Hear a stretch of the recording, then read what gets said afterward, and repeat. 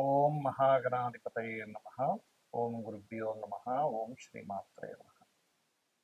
మనం ఈరోజు మీరు జన్మించినటువంటి లగ్నం నుంచి మీకు వేటి మూలంగా ధనయోగం వస్తుంది, అదేవిధంగా ఇది మనం చెప్పుకునేటువంటిది జనరల్గా. ఉదాహరణకి మేషంలో పుట్టారు, లేదా వృషభ లగ్నంలో మీరు పుట్టినప్పుడు వృషభ లగ్నం ఉంది, లేదా మిథున లగ్నం ఉంది, కర్కాటక లగ్నం ఉంది. అలా దాన్ని బట్టి సెకండ్ లార్డ్ ఎవరు, ఆ గ్రహం ఎటువంటి ధనయోగాన్ని ఇవ్వడానికి ఎలిజిబుల్ అయింది, సెవెంత్ లార్డ్ ఎవరు, అంటే ధనం ఎందుకు మీరు నిలబడటం లేదు, అదేవిధంగా మీకు జాతక చక్రంలో వ్యాపారం మూలంగా ధనయోగం ఉందా, లేదా ఉద్యోగ రూపంలో ధనయోగం ఉందా, మీ లగ్నానికి ఎటువంటి మహాదశలు వస్తే ధనయోగంగా మారతాయి అనేటువంటి అంశాలని చెప్తుంది నేనైనప్పటికీ కూడా చెప్పేస్తున్న సాక్షాత్ లలిత అమ్మవారిగా భావిస్తూ ఒక్కొక్క లగ్నం గురించి తెలుసుకుందాము. అదేవిధంగా అసలు వ్యాపార యోగం కనుక ఉన్నట్లయితే ఏ గ్రహం ఏ గ్రహంతో కలిస్తే ఎటువంటి వ్యాపారాల్లోకి వెళ్తారు, ఎటువంటి సమయాల్లో వ్యాపారాల జోలికి వెళ్ళకూడదు, ఎటువంటి సమయాల్లో వ్యాపారాలకు వెళ్తే బాగుంటుంది అనేటువంటి విషయాలు కూడా నేను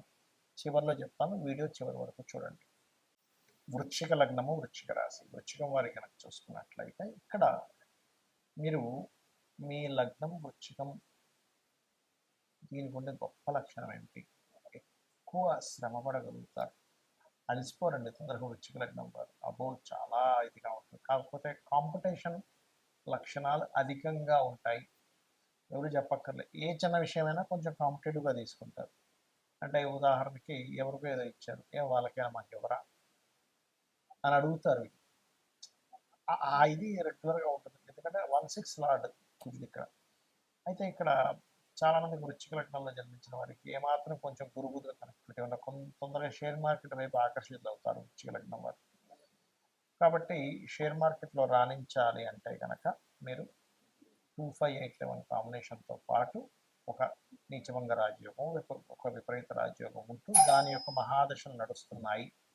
అప్పుడు షేర్ మార్కెట్లో ఖచ్చితంగా రాణించడం జరుగుతుంది, అందులో ఎటువంటి సందేహం లేదు, గుర్తుపెట్టుకోండి. అయితే ఇక్కడ మీకు ఈ వృశ్చిక లగ్నం వారికి శుక్రుడు ధనాన్ని నిలబెట్టే కారకుడవుతాడు. శుక్రగ్రహం పాడైంది, ఎన్ని డబ్బులు సంపాదించాలి మీకు నిలబడదు. కానీ ధనాన్ని ఇచ్చే కారకుడు ఎవరు, సహజంగా గురువు.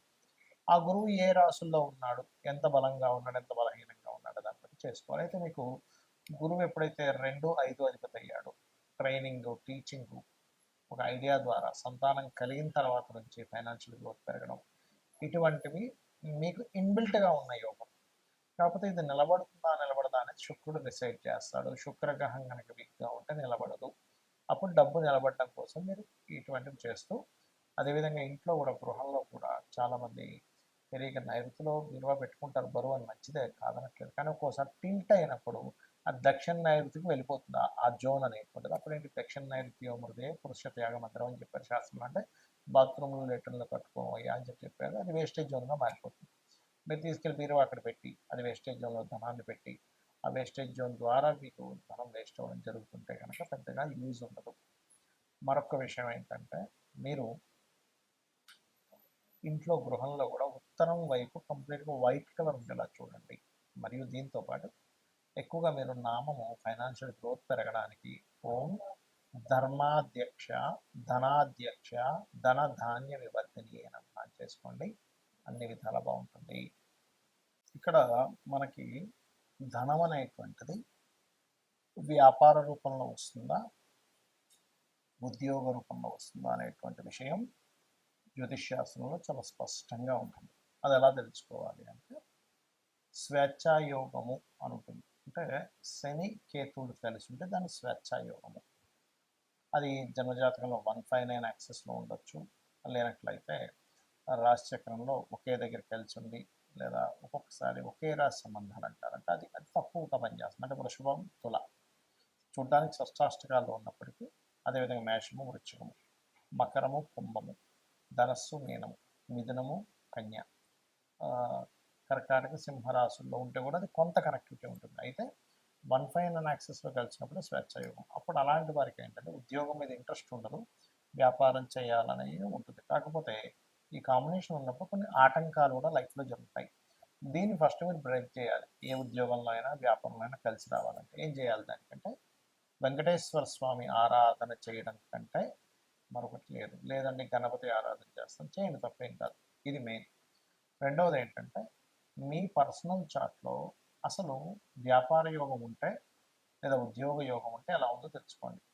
ఉద్యోగ యోగం ఉంది, వ్యాపార యోగం లేదు. అలాంటప్పుడు కొంతమందికి ఉద్యోగం ఇక్కడ ఉండి మీరు పుట్టిన ప్రదేశము, మీరు పెరిగిన ప్రదేశము, మీరు చదువుకున్న ప్రదేశాల్లో రాదు ఒక్కోసారి. ఎందుకు రాదు అంటే వారికి 2, 12 అది కొన్ని యోగాల్లో అది మంచి యోగం కాదని చెప్పారు. కానీ ఇప్పుడున్నటువంటి సమాజంలో అందరూ విదేశాలకు సంపాదించుకునేటువంటి రోజులు మనకు నడుస్తున్నాయి కాబట్టి సర్వసాధారణంగా 2, 12 అంటే విదేశీ ధనయోగంగా మారింది.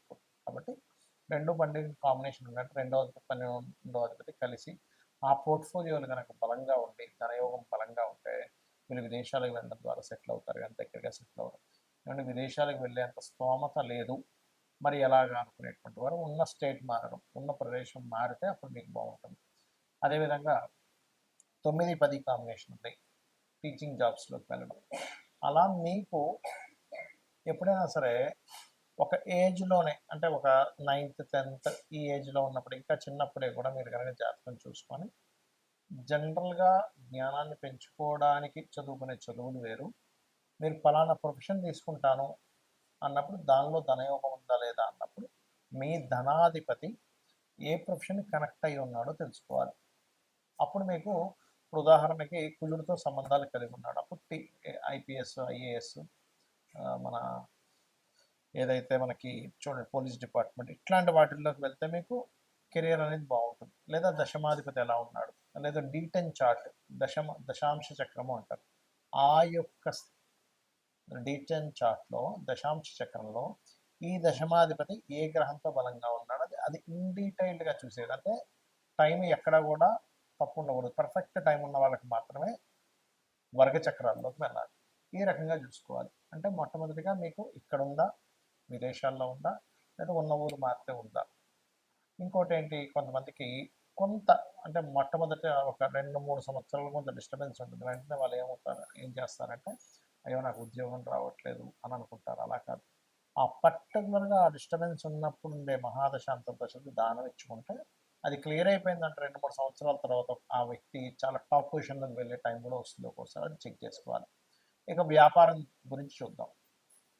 ఎంత వ్యాపారం చేస్తున్నానో కలిసి రావట్లేదు, ఎన్ని వ్యాపారాలు చేస్తున్నా కలిసి రావట్లేదు. అంటే మొట్టమొదటిది మీరు ఎంచుకున్న వ్యాపారం మీకు సరైనటువంటిది కాదు. ఇది ప్రధానంగా గుర్తుపెట్టుకోండి. మీరు ఎంచుకున్నది సరైనటువంటిది కాదు. ఎందులో ధనం రావాలో అందులో వెళ్ళకుండా రివర్స్లో వెళ్తున్నారని అర్థం. మరి దీన్ని వ్యాపార యోగం ఉందా లేదా మొట్టమొదటిగా మనం చెక్ చేసుకోవాలంటే వ్యాపార కారకుడు అంటారు బుధుడు. ఆ బుధుడు మీ జన్మజాతకంలో ఎలా ఉన్నాడు, పాపకత్తెల్లో ఉన్నాడా, ఎన్ని వ్యాపారాలు చేసినా మీకు ఏదో కొంతకాలం కలిసి వచ్చినట్టుగా వస్తుంది, తర్వాత నష్టపోతుంటారు, మళ్ళీ అప్పులు చేస్తారు, మళ్ళీ వాటిని తీర్చుకుంటూ ఉంటారు, అలా అమ్ముతారు చెప్తారు, ఇలా నడుస్తూ ఉంటుంది. అలా కాదని బుధుడు చాలా బాగున్నాడు, ధనాధిపతి బాగున్నాడు, లాభాధిపతి బాగున్నాడు, ఆలోచన స్థానం కారకుడు బాగున్నాడు, సప్తమాధిపతి బాగున్నాడు, అప్పుడు ఖచ్చితంగా బాగుంటుంది. అంటే ఏమిటి, ఇక్కడ మీ జన్మజాతకంలో కనుక సప్తమాధిపతి బాగుంటే పార్ట్నర్షిప్స్ ద్వారా మీరు వ్యాపారాలు యోగిస్తాయి. అలా కాదండి, వ్యాపార కారకుడు బుధుడు లేదా ధనాధిపతి ఏ గ్రహంతో కలిసి ఉన్నాడో చూసుకోండి.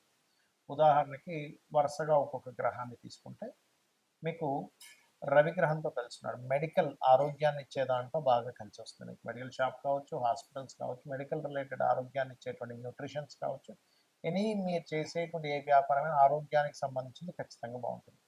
చంద్రుడితో కలిసి ఉన్నాడు, టూర్స్ అండ్ ట్రావెల్స్ అయితే ఇక్కడ శుక్రుడు కూడా బాగుంటాలి. టూర్స్ అండ్ ట్రావెల్స్ లేనట్లయితే ఫుడ్ రిలేటెడ్ బిజినెస్లు, మెడిటేషన్ సెంటర్స్, ఆహ్లాదాన్ని కలిగించేటువంటిది బట్టల షాపులు ఇవన్నీ కూడా బాగుంటాయి. కుజుడితో కలిసి ఉన్నాడు, అలాంటప్పుడు ఏంటి సెక్యూరిటీ సర్వీసెస్ లేదా పెద్ద పెద్ద మిషనరీస్ లేదా అగ్నికి సంబంధించిన గ్యాస్ రిలేటెడ్ అంటే ఏదైనా సరే మిషనరీ పవర్ రిలేటెడ్ సంబంధించిన బాగుంటాయి. ఈ పవర్ రిలేటెడ్ సంబంధించిన దాంట్లో రవి కనుక కనెక్టివిటీ అయితే అప్పుడు ఏమవుతుందంటే సోలార్ ఎనర్జీస్ లాంటివి వాటి ద్వారా డబ్బులు వస్తాయి. మరి బుధుడే అయ్యాడండి మీడియేటింగ్, మార్కెటింగ్, డిజిటల్ మార్కెటింగ్, అడ్వర్టైజ్మెంట్లు ఇట్లాంటి వాటి ద్వారా వస్తుంది. గురువు కనెక్ట్ అయ్యాడు teaching related, guiding related, consultancy related, వీళ్ళతో ధనాధిపతి, లాభాధిపతి, సప్తమాధిపతి అంటే ఈ కలయికలు ఎంత బలంగా ఉన్నాయి. మంచి నీచభంగ రాజయోగం ఉంది, అద్భుతమైన స్టేజ్కి వెళ్తారు. లేదండి అంత పెద్దగా లేదంటే చిన్న వ్యాపారం ఏదో చేస్తూ బతుకుతారు. ఎందుకంటే వ్యాపారం అనేది రోజుకి ఒక 500, 1000 రూపాయలు సంపాదించేది వ్యాపారమే అవుతుంది. రోజుకి కొన్ని వందల కోట్లు టర్నోవర్ చేసేటువంటిది కూడా వ్యాపారమే అవుతుంది. అయితే వీళ్ళ యొక్క వ్యాపారం యొక్క బలం ఎంతుంది అనేది మహాదశ, అక్కడ ఉండేటువంటి గ్రహాల యొక్క కలయిక, అక్కడ పట్టినటువంటి యోగాన్ని బట్టి డిసైడ్ అవుతుంది.